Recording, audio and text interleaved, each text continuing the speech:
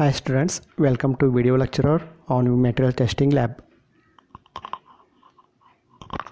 Aim of the experiment is to conduct the bending test on wooden specimen and to find moment of inertia, bending moment and bending stress induced.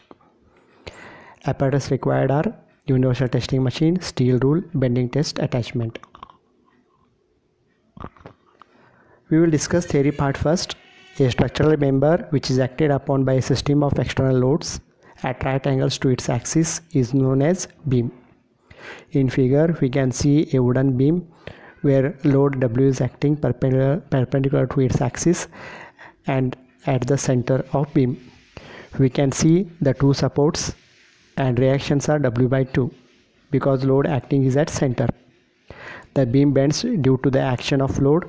The amount with which a beam bends depend on the amount and type of load, length of beam and elasticity of beam. L is distance between supports, B is width of beam, D is depth of beam. In experiment we are noting down load acting and deflection, and we are going to calculate bending moment and bending stress. We know M by I is equal to sigma B by Y is equal to E by R. So this derivation we are derived in strength of materials, where M is bending moment, I is moment of inertia, sigma B is bending stress, Y is equal to distance from neutral axis, E is Young's modulus, R is radius of curvature. To calculate bending moment, M is equal to W by 2 into L by 2, moment of inertia I is equal to B dq by 12, sigma B is equal to bending stress, that is equal to M by I into Y. So next we will see the practical setup and conduct the experiment, and remaining calculations are done, and finally draw the graph of load versus deflection. So we will conduct the experiment now.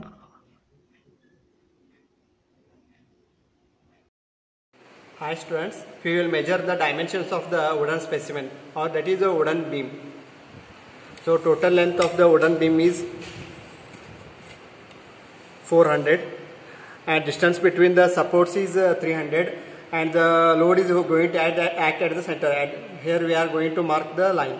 So these are the lines. At that point we are going to give the supports, and this is the loading point. Students, this is a universal testing machine. So this is a crosshead, fixed crosshead, this is a movable crosshead, and this is the table. And this is the space for tensile test, and this is the space for compression and bending test. This is the hydraulic power unit, and here we can see the load acting on the specimen and crosshead travel. So here we are going to get the deflection. So when the load is acting on the specimen, we can see the deflection which is at the center of the specimen. So this is the setup of the experiment. So these are the two supports, and load is going to act here. So now we will take this tool, and it must touch the component, that is the specimen. So now it is touching, this component is touching the attachment is touching the component. Now we will start the hydraulic load. To apply the load on specimen, we must start the hydraulic power unit. This is the hydraulic power unit. You can see two valves. These are two valves. One valve which is at the right side must be started, and one on the left side must be closed. When load is applied, the load starts to increase, and you can observe it in a digital indicator. Load and deflection both you can see in the digital indicator. So these are the two buttons to move the crosshead. This is the crosshead. These are the two buttons to move the crosshead, and these are the two buttons to start and stop the hydraulic pump. So when you start the hydraulic pump, load is acting on the specimen. So now we will start the hydraulic power unit, and we are going to apply the load on the specimen.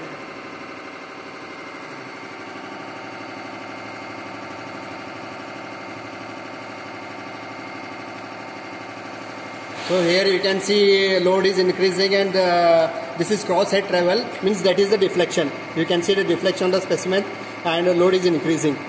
Now we will observe the specimen.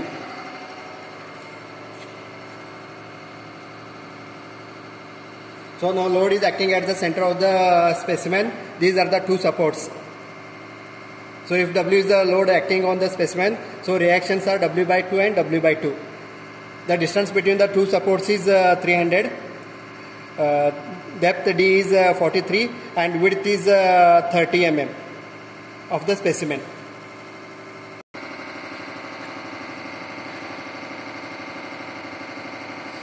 So now load is 30, it has crossed 31, and the deflection is 10 mm at the center.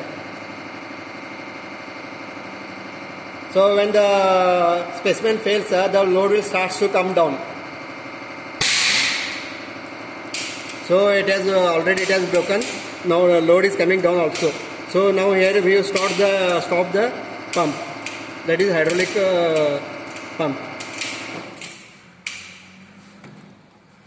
So now observe the specimen, broken specimen.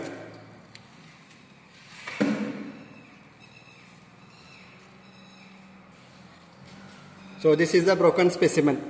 So now we will do the calculations. We will find the bending stress, bending moment. So we are conducting the bending moment experiment, and so these are the observed load and deflection readings in bending test.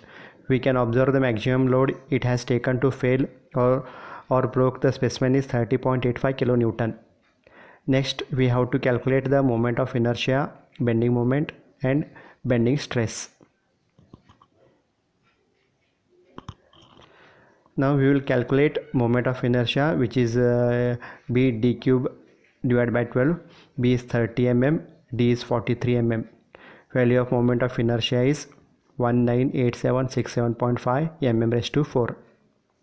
So next we will calculate bending moment. Bending moment M is equal to W by 2 into L by 2. So for first reading W is 4.8 kilonewton. So substitute value of W, you are going to get M is equal to 360000 Newton mm. Similarly calculate for other readings. Bending stress for first reading, sigma B is equal to M by I into I. Value of M is calculated is 360000 and I value is 198767.5 and Y value is 21.5. That is D by 2. D is 43. So Y will be 21.5. So bending stress sigma B is equal to, we are going to get 38.93 Newton per mm square. Similarly calculate for other readings.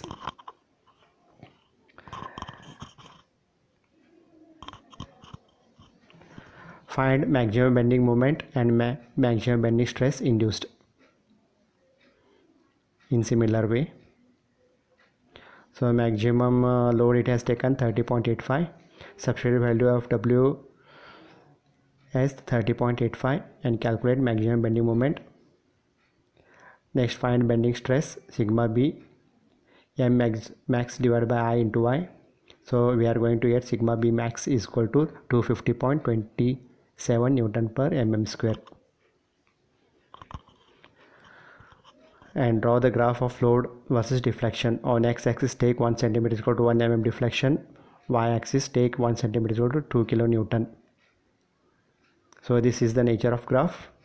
So this completes bending moment experiment. Thank you.